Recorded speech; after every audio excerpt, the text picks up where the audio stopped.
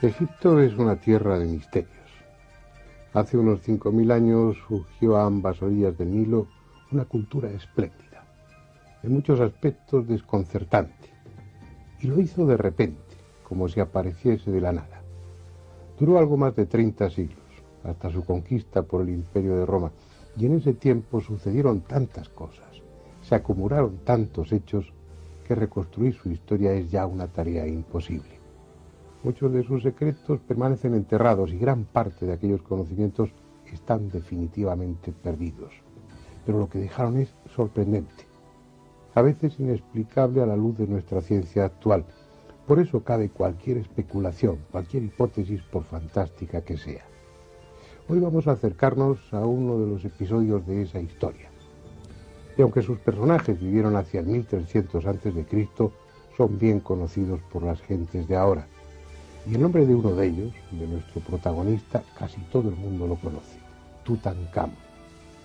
Sin embargo, lo más interesante que puede decirse de ese faraón es que murió y fue enterrado, porque fueron las circunstancias que rodearon al descubrimiento y explotación de su tumba lo que han hecho de él un auténtico mito. Obviamente, para hablar de un personaje como ese hay que ir a Egipto, así que hemos estado allí para prepararles este documental.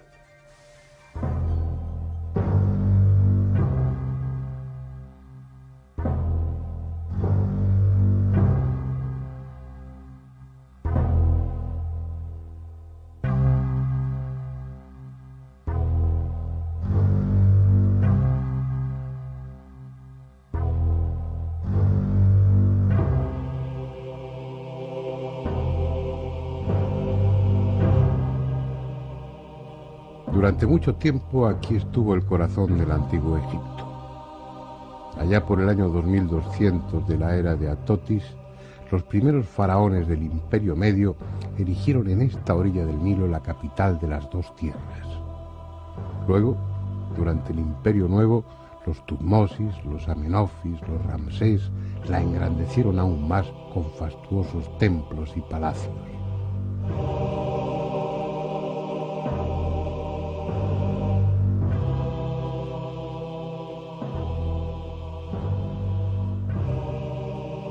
Han transcurrido tantos siglos que ya nada es igual.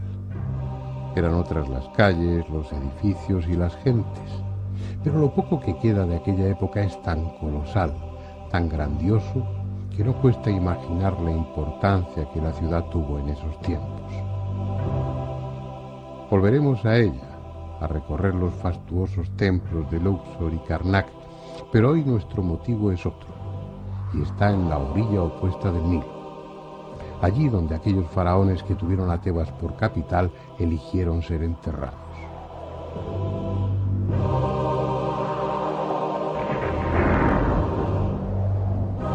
Un árido y tortuoso valle detrás de los cerros de Deir el-Bahari, al que todo el mundo conoce como el Valle de los Reyes. Según parece, fue Tutmosis I, el tercer faraón de la dinastía 18, quien hace unos 3.500 años eligió este lugar para ser enterrado en un sepulcro subterráneo cuya entrada debía taparse después para que ningún saqueador turbase su descanso eterno.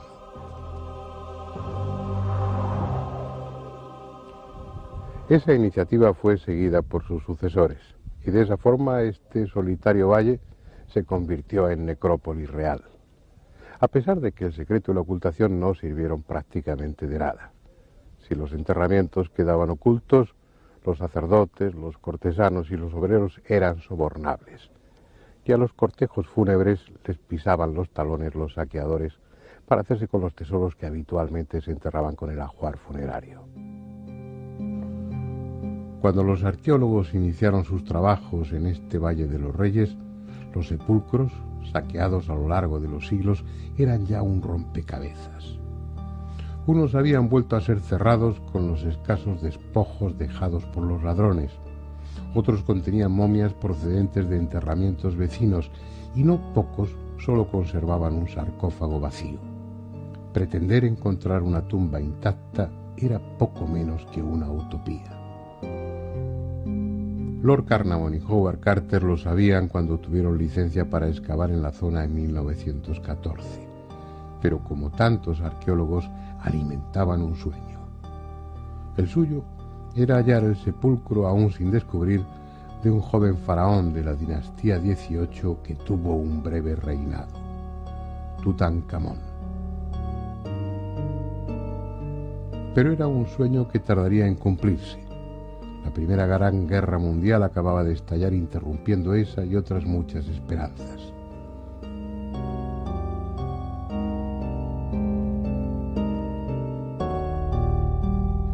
En 1917, Howard Carter comenzó al fin a excavar.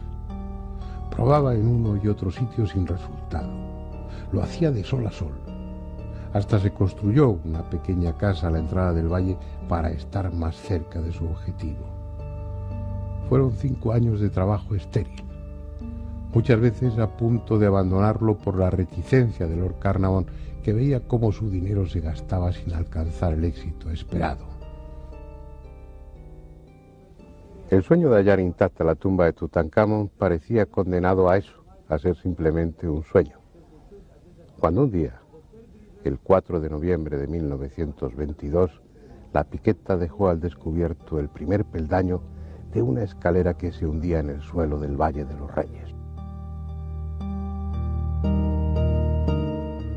No es frecuente, pero a veces el destino colma con creces las ilusiones de algún hombre. Y eso pasó ese día con Carter y Carnarvon.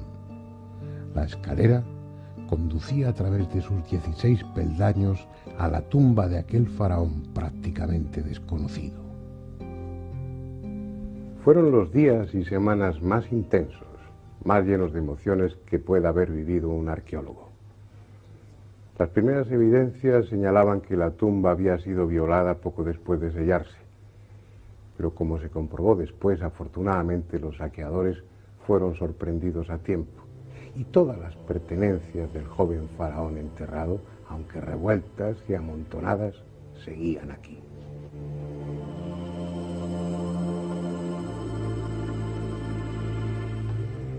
Fotografías de la época tomadas por el propio Howard Carter o sus ayudantes durante las excavaciones son el testimonio gráfico de un acontecimiento que conmocionó al mundo.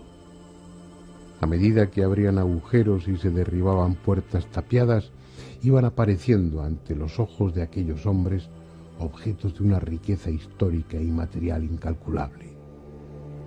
Jarros, candelabros, frascos y tarros para ungüentos y perfumes, camas, sillas, carros de guerra desmontados, bastones, armas, estatuas con todo tipo de alhajas y, sobre todo, brillando a la inquisitiva luz de las linternas, oro. Oro recubriendo madera, combinándose con el marfil y el estuco. Oro en estatuillas, en puñales, en collares, en pectorales, en pulseras.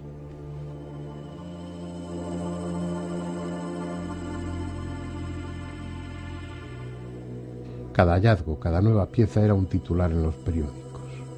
Nunca una excavación arqueológica estuvo rodeada de tanta expectación.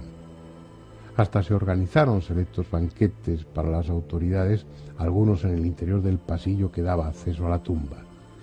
Todos querían estar allí. Todos querían participar de alguna forma en el descubrimiento.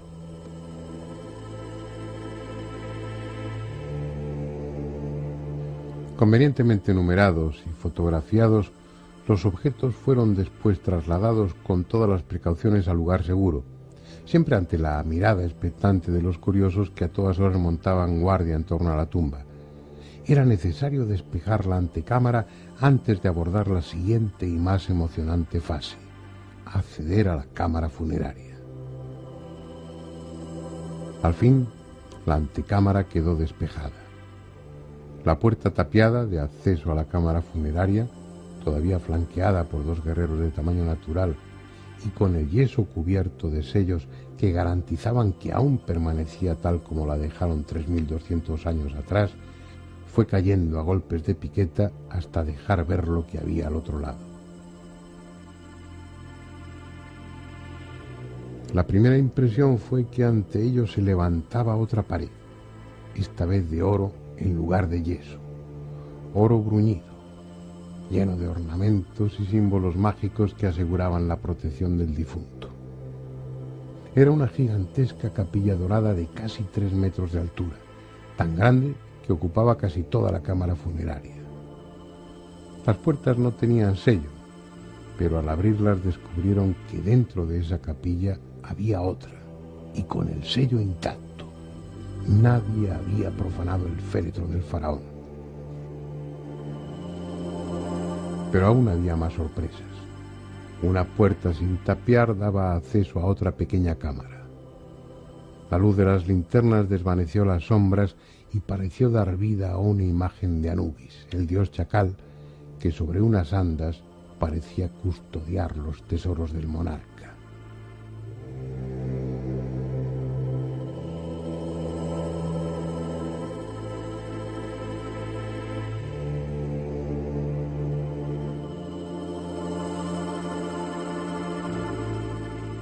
Unos meses antes nadie habría creído posible encontrar una tumba inviolada en el Valle de los Reyes, pero aquella riqueza, aquella auténtica montaña de objetos preciosos era mucho más de lo que cualquier arqueólogo haya podido soñar jamás. Algo de lo que los visitantes del Museo del Cairo pueden hacerse una parcial idea, porque siendo mucho y extraordinario lo que en sus salas se exhibe, no todo está expuesto. You see, we have the items of Tutankhamun here in our museum. Tenemos artículos de Tutankamón aquí en nuestro museo, unas 3.000 piezas. Exhibimos sobre 1.700 de ellas. Las restauraciones han sido muy buenas, no hemos tenido problemas con ellas. Si encontramos algo mal, y creo que Carter ya encontró varias cosas rotas, destruidas, las tratamos aquí, en nuestra sección de restauración.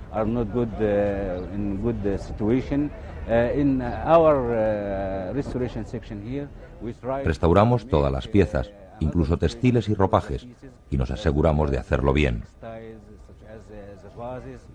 Tenemos en nuestro almacén varias piezas del tesoro de Tutankamón que quizás necesiten una restauración y la haremos.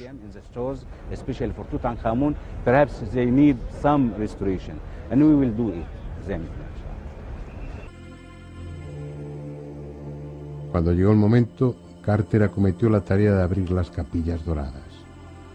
La segunda, como hemos visto, tenía el sello intacto, pero dentro de ella había otra ligeramente más pequeña y dentro de esta una cuarta capilla, la última. Todas ellas protegían un sarcófago de cuarcita amarilla en cuyas esquinas 4 diosas extendían sus alas velando el sueño del faraón.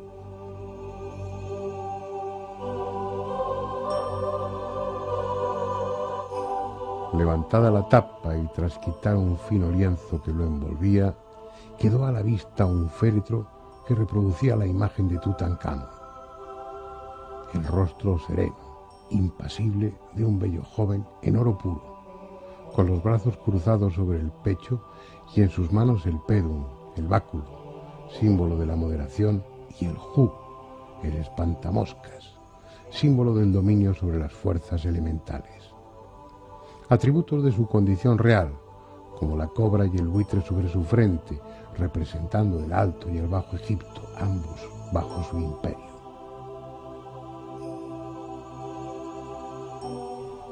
Dentro del féretro había otro, y dentro de él otro más. 3 féretros que protegían la momia real. Todos ellos de una riqueza deslumbrante, cubiertos con láminas de oro e incrustaciones de piedras semipreciosas, de pasta de vidrio, de lapislázuli.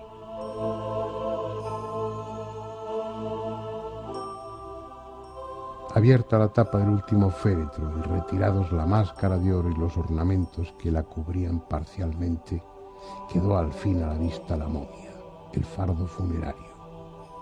Habían transcurrido casi exactamente 3 años desde que se descubrió la tumba, cuando las primeras vendas que envolvían el cuerpo fueron quitadas.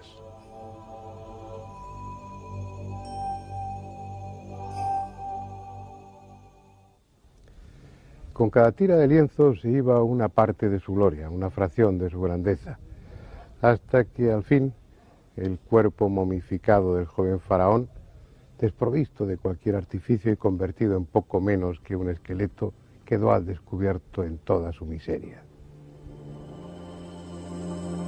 Sin embargo, como después veremos, aquel fúnebre despojo que 3200 años antes había sido un joven lleno de vida y de poder, guardaba un secreto histórico y, según muchos afirman, una maldición.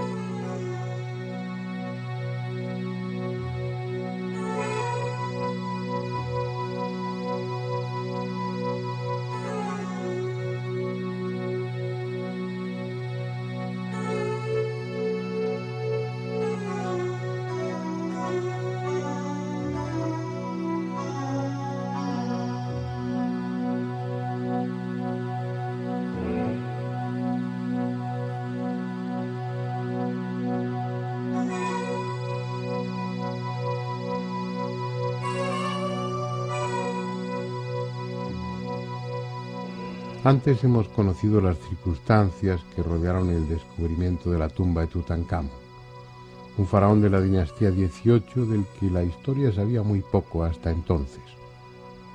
Fue un acontecimiento arqueológico de extraordinaria importancia y el valor de las riquezas enterradas junto al joven monarca incalculable, lo que en sí mismo constituye un misterio. ¿Por qué tal ostentación en la tumba de alguien que tuvo un reinado muy breve, que no participó en campañas militares de interés, que no añadió nuevas tierras al imperio y que, aparte de nacer, lo único aparentemente importante que hizo fue morirse? La razón hay que buscarla en su antecesor, un faraón célebre que sí ocupa un lugar destacado en la historia del Antiguo Egipto, Amenofis IV, llamado también Akenatón. Un rey de curiosa anatomía, de vientre y caderas prominentes, rostro alargado y cabeza deforme, tan delicado en sus rasgos que algunos investigadores sostienen que fue mujer y no hombre. In fact, this is unusual deformation in the body, but as you know, we don't have the original. En efecto, es una deformación inusual de su cuerpo. Pero como sabéis, no tenemos los restos originales del esqueleto de Akenatón. Entonces, no podemos decir nada sobre ello. Normalmente, los artistas que hacían las estatuas de los faraones las hacían muy bellas, y esta es la única que se sale de lo normal. Pero probablemente esté relacionado con alguna enfermedad o algo inusual en su cuerpo. Pero nada es seguro, porque no tenemos los restos originales. Y por eso, no podemos decir nada sin haber hecho suficientes análisis de un cuerpo que no tenemos. And we cannot say anything without making enough examinations of the body, which we don't have. Lo que sí está claro es que era un innovador, un faraón idealista, revolucionario, que rompió con las más sólidas tradiciones, sobre todo religiosas, al punto que también es conocido como el faraón hereje. Su pecado fundamental fue establecer como dios único a Atón, simbolizado por la fuerza solar. Eso significó que la todopoderosa clase sacerdotal de Amón perdiese en gran medida su influencia social y política que había mantenido a lo largo de los siglos. Pero es que además redujo el ejército al mínimo imprescindible, con lo que también se granjeó la enemistad de los militares. Y por si fuera poco, trasladó la capital a una ciudad nueva, Telelamarna, la ciudad del sol. con lo que la clásica Tebas perdió la importancia que hasta entonces tenía, y eso significó también el enfrentamiento con el pueblo y con la burguesía. Las consecuencias de tantos y tan drásticos cambios fueron una guerra civil y su asesinato a manos de su propio médico, que lo envenenó. Tuvo una esposa célebre, Taduquipa, hija del rey de Mitanni, a la que rebautizó con el nombre de Nefertiti, que significa la bella que ha venido. Akenatón y Nefertiti tuvieron 6 hijas. A una de ellas, la tercera, Ankhesetón, la casaron cuando tenía 9 años con el personaje de esta historia, Tutankamón, que por entonces se llamaba Tutankatón y contaba con 12 años de edad. Bien, asesinado su suegro, padre y probablemente hermano Akenatón, y tras un corto reinado de 2 años en plena guerra civil de su hermano Esmenkare, que también fue asesinado, el joven príncipe Tutankatón se vio investido como faraón a la edad de 12 años.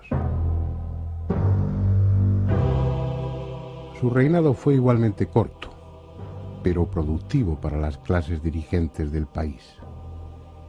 Manipulado sin dificultad por su suegra Nefertiti, por Ay, el administrador del Tesoro Real, y por Oremheb, el jefe militar de su guardia, deshizo todas las reformas emprendidas por Akenatón, restituyendo a Tebas como capital y a Amón como dios supremo. Volvió el orden anterior. Militares y sacerdotes recuperaron su antiguo poder, y el faraón adolescente, que en honor al dios restaurado pasó a llamarse Tutankamón, dejó de ser necesario. A los 18 años de edad murió por causas que aún no están claras. Para muchos fue asesinado, y la autopsia que se practicó a la momia en 1968 permitió descubrir una fractura de cráneo que así lo sugiere. Sin embargo, otros investigadores, como el profesor Isander, director general para la conservación de momias del Museo del Cairo, no comparten esa idea.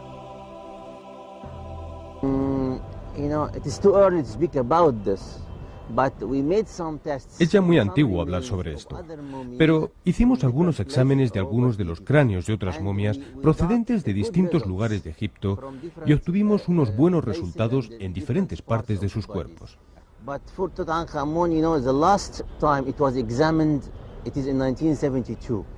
Pero de Tutankamón, la última vez que fue examinado fue en 1972, y el resto de análisis están hechos sobre fotografías y radiografías, y esto no es suficiente.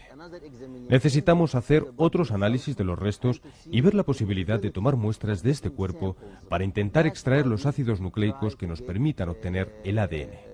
Esperamos llegar a conseguirlo en los próximos análisis de la momia, pero no estamos seguros de ello.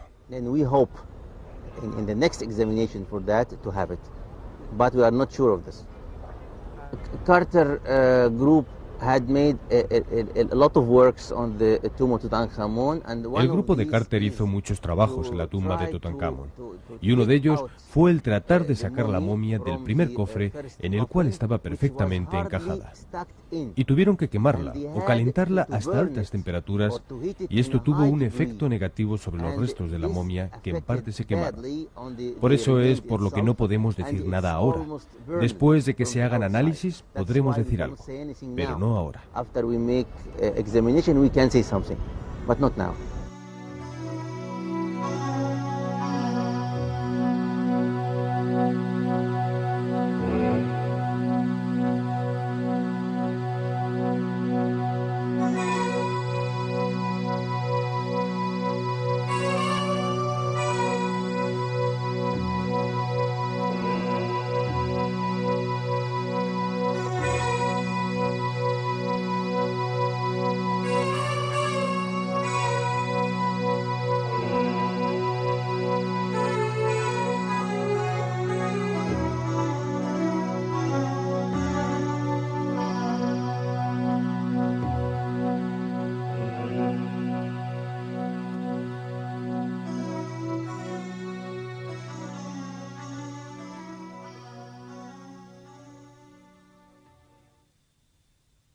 Nacho, tú conoces bien Egipto. Has estado en muchas ocasiones, has seguido de cerca el trabajo de los arqueólogos actuales, pero ¿te imaginas lo que debió ser los métodos de excavación, las vicisitudes, los problemas, la improvisación en aquella época a la que nos estamos refiriendo, en principios del siglo XX hasta los años 20, 20 y pocos, que se produce el descubrimiento de Tutankamón? ¿Te imaginas cómo fue aquello?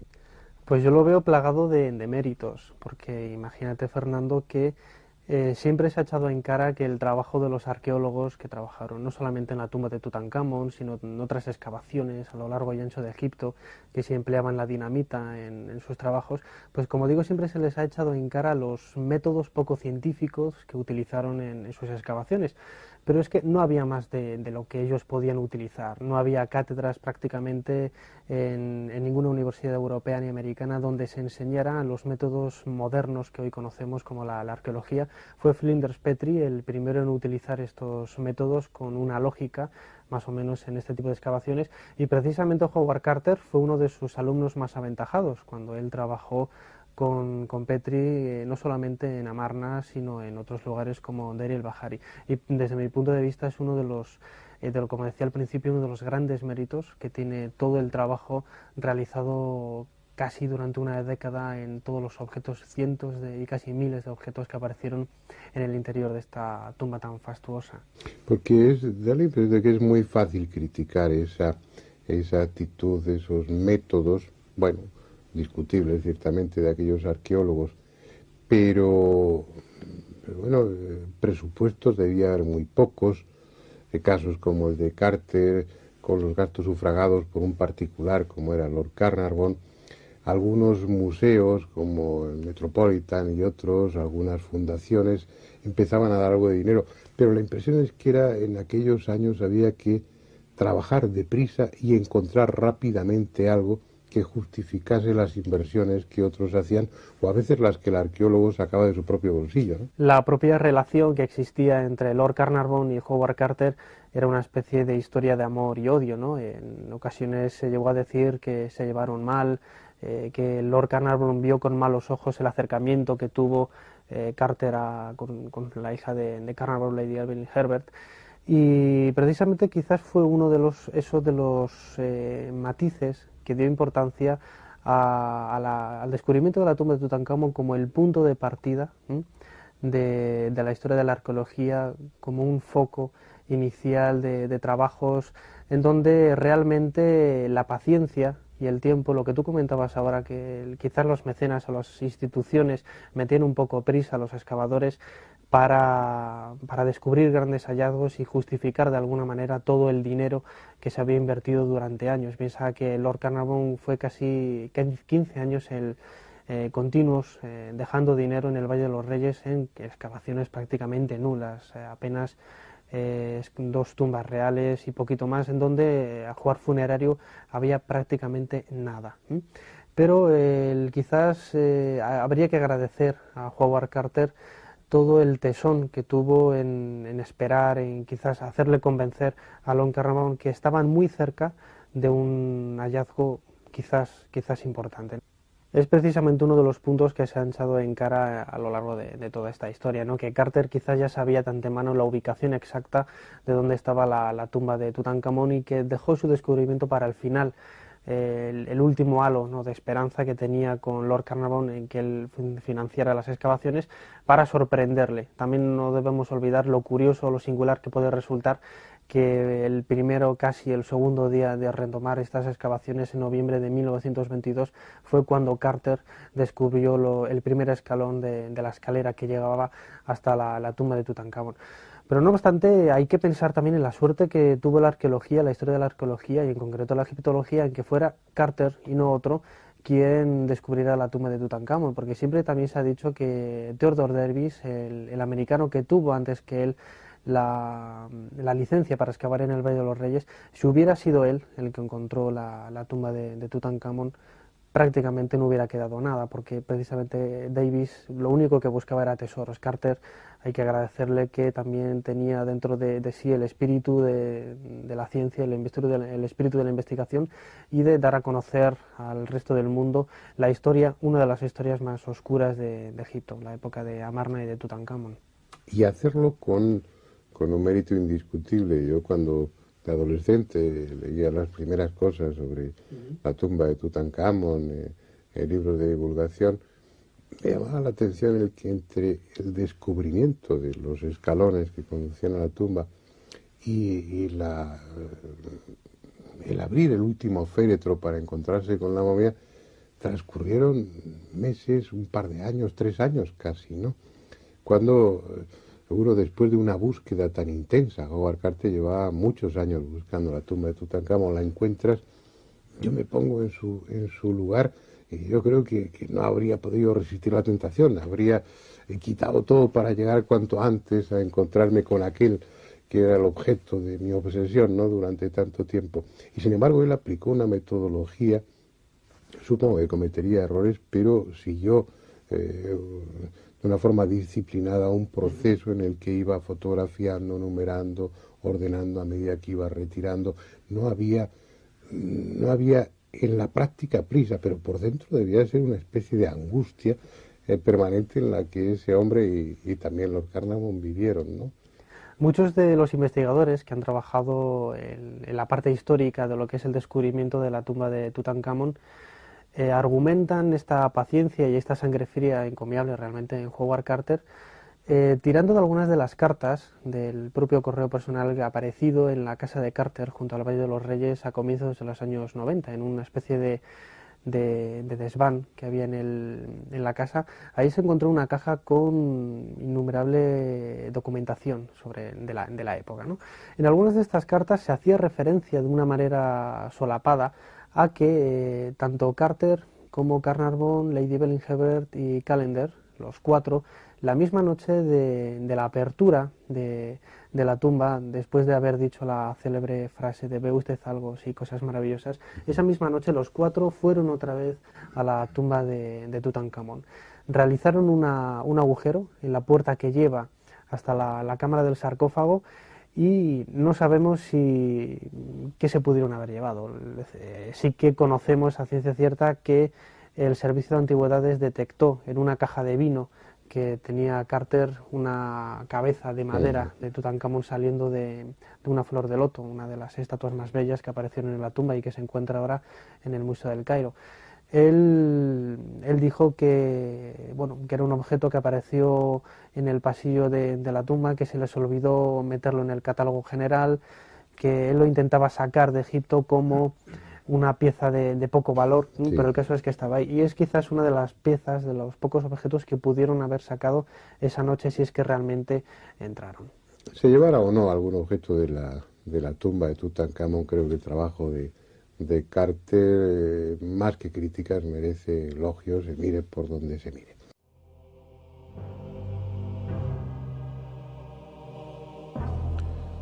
La primera víctima fue Lord Carnarvon, protagonista junto a Howard Carter del hallazgo y violación de la tumba. Murió el 5 de abril de 1923, durante los trabajos previos a la apertura de los sarcófagos y sin llegar a ver la momia del faraón. Enseguida murió Arthur Mace, del Museo Metropolitano de Nueva York, que participó activamente en los primeros momentos de la excavación y a quien vemos en esta fotografía comiendo junto a Howard Carter y otros arqueólogos a la entrada de la tumba. Era como si la cólera de Tutankamón, encerrada durante más de 3.200 años, se hubiese liberado, llevando a la muerte o a la locura a muchos de los que en su día habían contribuido a turbar su reposo. Alguno, como Georges Benedit, conservador jefe del Museo del Louvre, moriría súbitamente al lado mismo de la tumba. Otros se suicidaron, como Lord Westbury, su esposa y el hermanastro de Lord Carnarvon, o murieron en accidentes a veces inexplicables y de enfermedades con imprecisos diagnósticos, como Richard Bethel o la propia esposa de Lord Carnarvon, supuestamente muerta por la picadura de un mosquito. Así hasta más de 25 muertes en el transcurso de los 7 años siguientes a la apertura de la tumba. Unos habían tomado parte en la excavación, otros conservaban joyas o alguna pequeña pieza del ajuar funerario, y muchos simplemente habían estado allí en los primeros meses. Para los que buscan una explicación racional de los hechos, quizá esa sea la clave.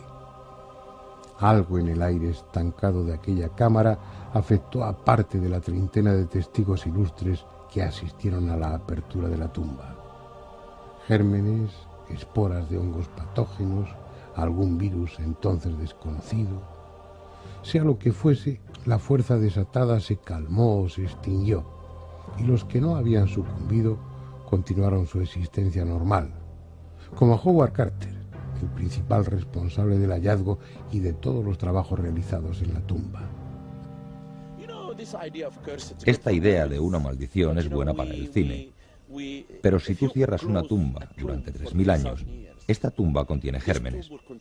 Si abres la tumba, los gérmenes se activan como le pasó a Lord Carnarvon. Pero si dejas abierta la tumba 2 días, todas las bacterias salen fuera y entra aire fresco.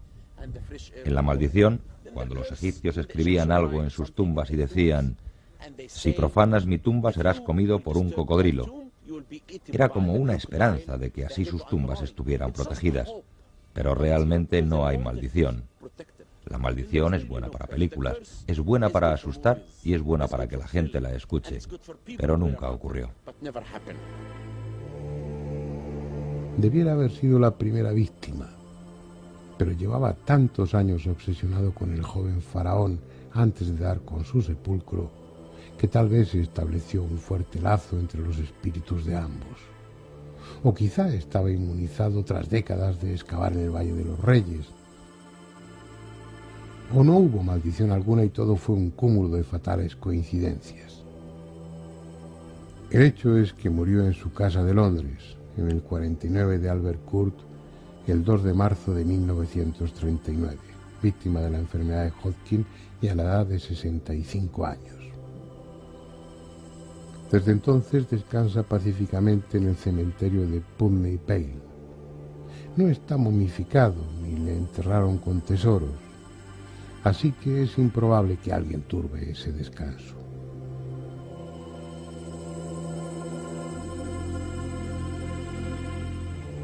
Fue un hombre de vida dura. A los 17 años ya estaba en Egipto como dibujante, plasmando en sus acuarelas las formas y sobre todo los colores de las piezas halladas que la fotografía de entonces no podía retratar. Probablemente habría terminado siendo un buen pintor, pero el destino le convirtió en ayudante del mejor arqueólogo que haya dado la historia, Flinders Petrie. Con él aprendió todo lo que en ese campo debe saberse, especialmente a soportar con estoicismo las fatigas y privaciones. El hallazgo de la tumba de Tutankamón fue la culminación de una larga carrera, el premio merecido tras más de 30 años de trabajo constante y perseverancia. Expiró en su cama 17 años después, lo que a juicio de muchos invalida la tesis de una maldición. Pero ¿acaso sabemos bajo qué reglas se mueven esas presuntas fuerzas sobrenaturales? Para los peones que trabajaban en la excavación no hubo dudas de que algo siniestro iba a suceder cuando una serpiente cobra se comió al canario que Howard Carter se había hecho traer y del que se sentía tan orgulloso.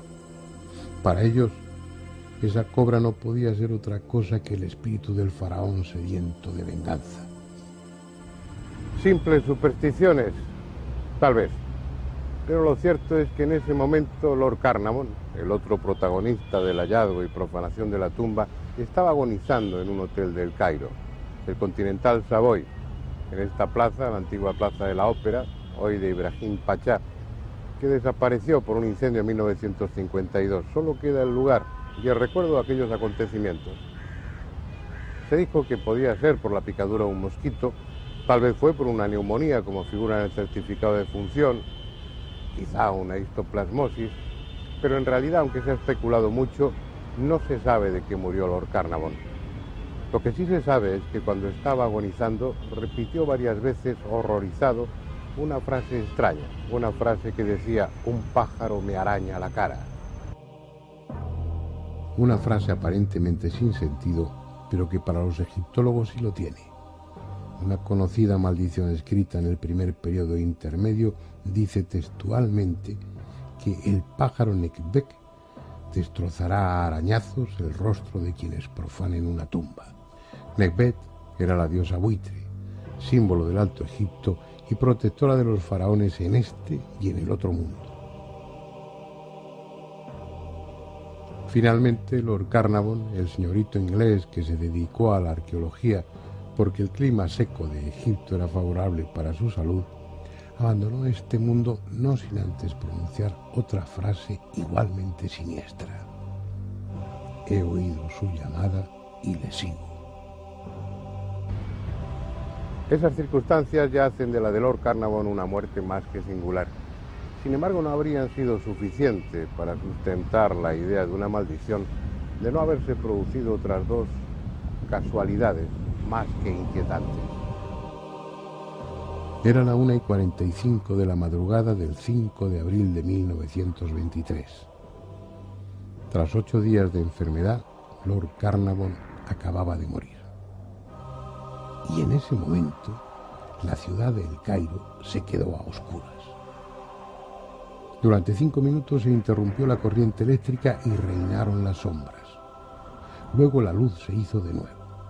Lo extraordinario es que nunca se supo la causa de la avería y mucho menos por qué se arregló sola.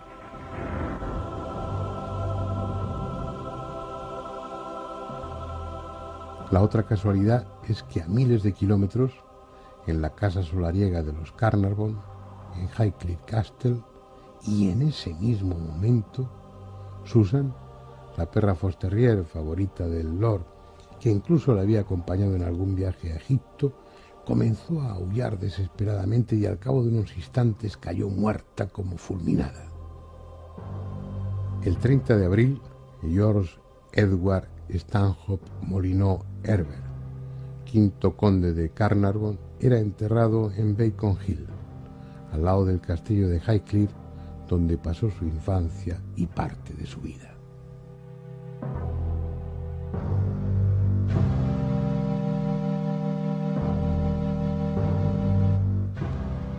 Si es cierto lo que muchos piensan, la muerte de Lord Carnarvon no fue un hecho aislado. Fue la primera de una larga lista sobre la que flotó ominosa la sombra de Tutankamón.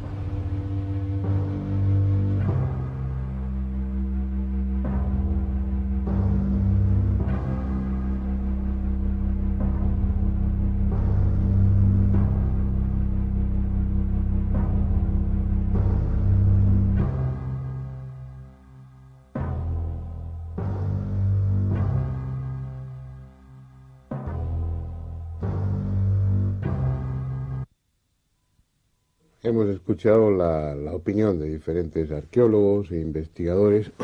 Casi ninguno de ellos quiere reconocer la posibilidad siquiera de que tal maldición exista. Pero me gustaría saber lo que tú opinas. Me gustaría saber si crees que hubo alguna forma de maldición o que todo se debe a la casualidad. Hombre, es un problema. La verdad es que nadie puede negar la cantidad de muertes que hubo relacionadas de alguna manera o de otra con el descubrimiento de la tumba de Tutankamón, ¿no? De todas las hipótesis que se han barajado, pues hablando del Aspergillus, de la posibilidad de que los antiguos egipcios conocieran la radioactividad, de que algunos elementos de la tumba estuvieran radiados y contaminaran a los arqueólogos, yo me quedo con la hipótesis más, para mí, que más peso tiene, que es la de la existencia del Aspergillus, un hongo, que con el paso del tiempo se genera en todos los elementos orgánicos que pudo haber en la tumba de Tutankamón y que en efecto hubo, ¿no? Como los diferentes tipos de comida o de bebida que allí se descubrieron. Este Aspergillus genera una serie de afecciones de tipo respiratorio que es precisamente el denominador común que tuvo muchas de las muertes de los arqueólogos que trabajaron en la tumba de Tutankamón. Otra cosa sería reconocer si los sacerdotes egipcios tenían conocimiento real de la existencia de estas aspergillus, de este hongo, y que si ellos dejaron a conciencia este hongo en el interior de la tumba. Yo creo que no es necesario recurrir a eso, porque de hecho es un problema con el que se han encontrado los arqueólogos, no solo en Egipto, en América también. Ese tipo de hongos es relativamente frecuente dentro de esos lugares cerrados y que permanecen durante mucho tiempo, bueno, pues en unas condiciones más o menos asépticas, pero que después al exhumarse el cuerpo o al abrirse la tumba, pues aquello revive, se revitaliza. Pero habría que pensar en otra, aún dentro de esa hipótesis que parece razonable, habría que añadir algún elemento más, porque de hecho, pues tanto la histoplasmosis, que es una de las hipótesis que se utilizó, otro hongo, que se debe al Histoplasma capsulatum, pues bueno, produce enfermedades que son de evolución crónica. Con el Aspergillus pasa algo parecido.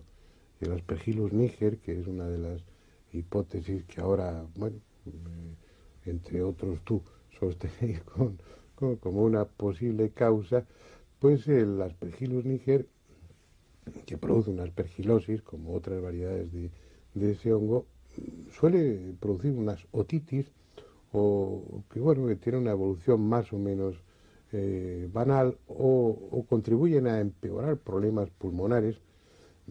También cabe la posibilidad de que muchos de los afectados por el Aspergillus lo hubieran estado previamente por tuberculosis pulmonar, y entonces era una enfermedad bastante frecuente y frente a la que había pues poca respuesta terapéutica. Y creo que para sustentar esa hipótesis habría que pensar no en que lo dejaran ahí los sacerdotes, sino en que hubieran descubierto algún tipo de variedad de Aspergillus especialmente virulenta, o que hubieran encontrado alguna forma de una cepa de ese hongo, conseguir unas esporas, una variante o una mutación. Pues creo que resumiéndolo a la clínica pura y dura del Aspergillus, no se justificarían tantas muertes y en un lapso de tiempo tan breve. Hombre, el problema también puede estar en que si realmente los sacerdotes tenían conocimiento de este Aspergillus, o al igual que conocemos otros avances tecnológicos de los antiguos egipcios o culturas de la antigüedad. Sabemos a ciencia cierta que muchos pueblos conocían la electricidad por pilas que hemos hallado, por joyas falsificadas por electrólisis. Había toda una industria, ¿no? En Mesopotamia los métodos electrolíticos se utilizaban para falsificar joyas de bronce, y cubrirlas con una capa de oro, como se hace hoy en el chapado o alguna de esas técnicas que les proporcionó ingresos muy importantes a las arcas de aquellos gobiernos, ¿no?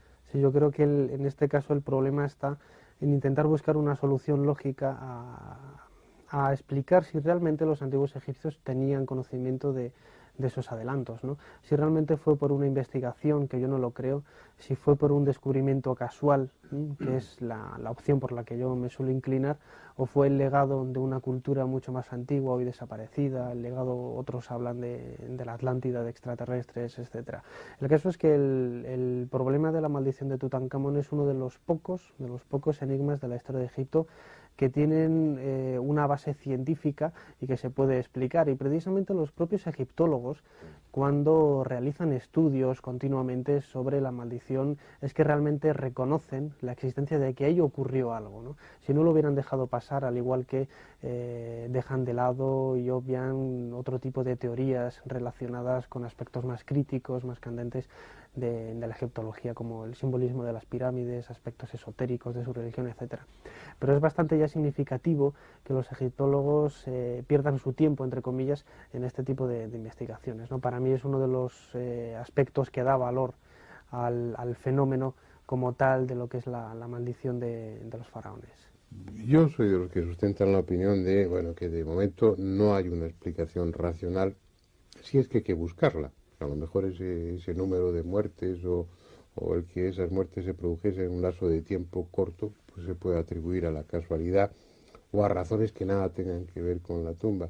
Lo que sí pienso es que en un país tan religioso como aquel, con un convencimiento tan pleno en las fuerzas sobrenaturales, pues probablemente si creían en una maldición, bastaba con encomendársela a esos todopoderosos dioses, seres espirituales fuertes que rodeaban al hombre de entonces y especialmente a los faraones, y delegar en ellos la muerte o el castigo para cualquier profanador de tumbas sin preocuparse de colocar trampas o cebos, aunque lo hacían, pero lo hacían más que nada para que no se llevaran los tesoros, ¿no? Para evitar esas violaciones. Bueno, sea lo que fuere, lo cierto es que lo que hubiese ahí se evaporó en el aire seco del Valle de los Reyes y nunca más ha vuelto a pasar nada. Son miles de turistas los que cada año visitan la tumba de Tutankamón y afortunadamente a ninguno le sucede nada más allá de lo natural o de lo que le puede suceder a cualquier otra persona. Lo que también se ha evaporado en nuestro tiempo, así que vamos a dejar el tema aquí y a dejarlo en ese terreno incierto que a nosotros tanto nos gusta, el que compete a temas como este que se mueven entre lo probable y lo imposible, que se mueven entre lo convencional y lo absolutamente inverosímil. Esos temas que constituyen el argumento fundamental de un programa como este. Un programa en el que yo les espero la próxima semana. Hasta entonces.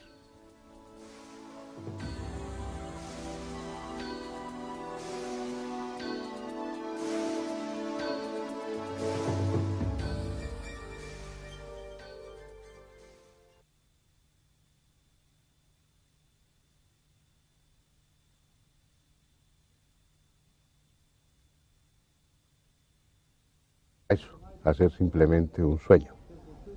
Cuando un día, el 4 de noviembre de 1922, la piqueta dejó al descubierto el primer peldaño de una escalera que se hundía en el suelo del Valle de los Reyes.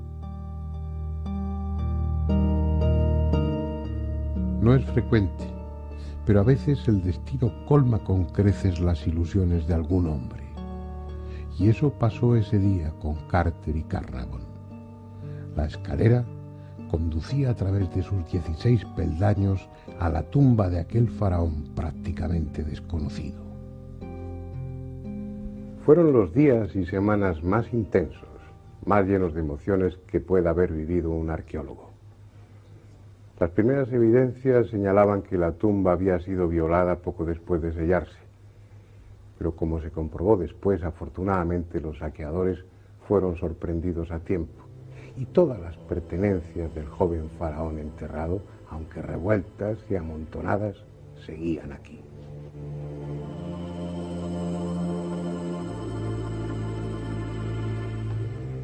Fotografías de la época tomadas por el propio Howard Carter o sus ayudantes durante las excavaciones son el testimonio gráfico de un acontecimiento que conmocionó al mundo.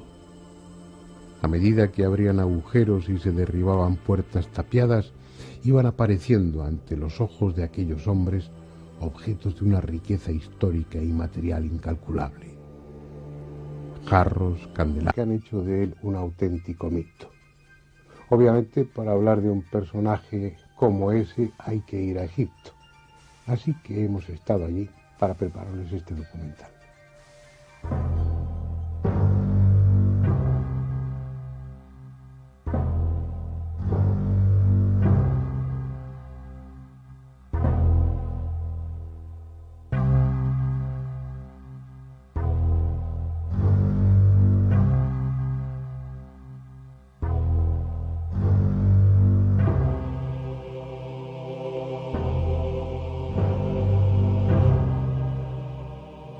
Durante mucho tiempo aquí estuvo el corazón del antiguo Egipto.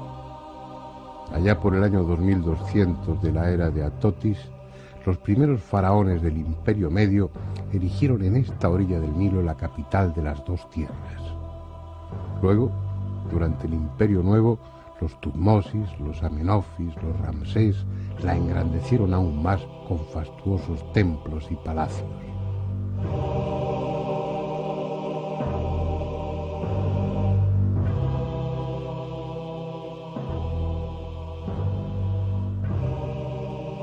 Han transcurrido tantos siglos que ya nada es igual. Eran otras las calles, los edificios y las gentes.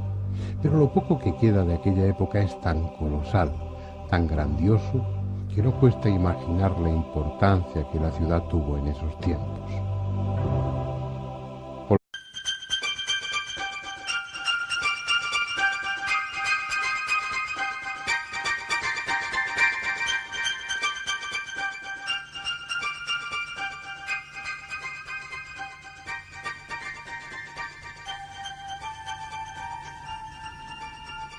Egipto es una tierra de misterios. Hace unos 5.000 años surgió a ambas orillas del Nilo una cultura espléndida, en muchos aspectos desconcertante, y lo hizo de repente, como si apareciese de la nada. Duró algo más de 30 siglos, hasta su conquista por el Imperio de Roma, y en ese tiempo sucedieron tantas cosas, se acumularon tantos hechos, que reconstruir su historia es ya una tarea imposible. Muchos de sus secretos permanecen enterrados y gran parte de aquellos conocimientos están definitivamente perdidos. Pero lo que dejaron es sorprendente, a veces inexplicable a la luz de nuestra ciencia actual. Por eso cabe cualquier especulación, cualquier hipótesis, por fantástica que sea. Hoy vamos a acercarnos a uno de los episodios de esa historia. Y aunque sus personajes vivieron hacia el 1300 a.C., son bien conocidos por las gentes de ahora. Y el nombre de uno de ellos, de nuestro protagonista, casi todo el mundo lo conoce: Tutankamón.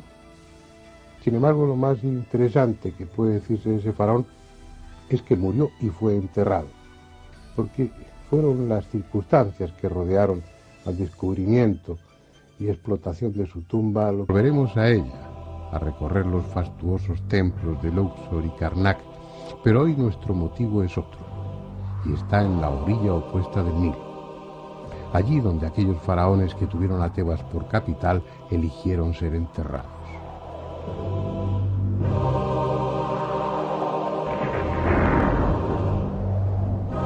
Un árido y tortuoso valle detrás de los cerros de Deir el-Bahari, al que todo el mundo conoce como el Valle de los Reyes. Según parece, fue Tutmosis I, el tercer faraón de la dinastía 18, quien hace unos 3.500 años eligió este lugar para ser enterrado en un sepulcro subterráneo cuya entrada debía taparse después para que ningún saqueador turbase su descanso eterno.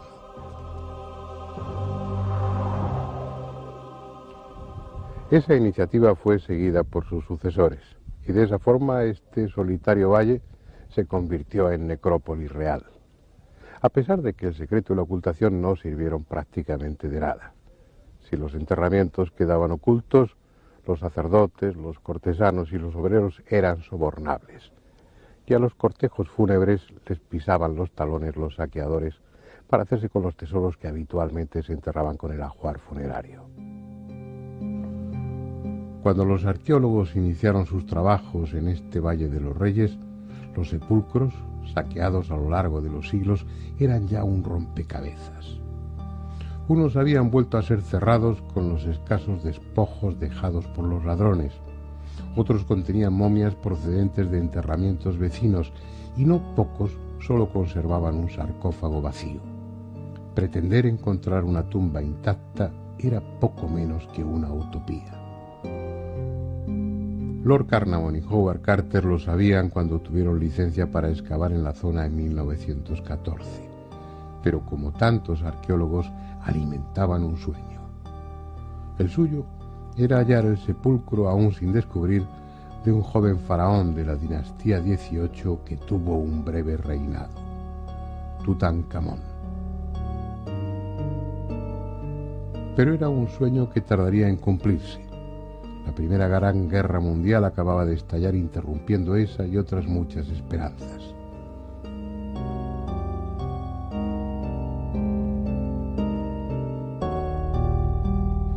En 1917, Howard Carter comenzó al fin a excavar. Probaba en uno y otro sitio sin resultado. Lo hacía de sol a sol. Hasta se construyó una pequeña casa a la entrada del valle para estar más cerca de su objetivo. Fueron 5 años de trabajo estéril, muchas veces a punto de abandonarlo por la reticencia de Lord Carnarvon, que veía cómo su dinero se gastaba sin alcanzar el éxito esperado. El sueño de hallar intacta la tumba de Tutankamón parecía condenado a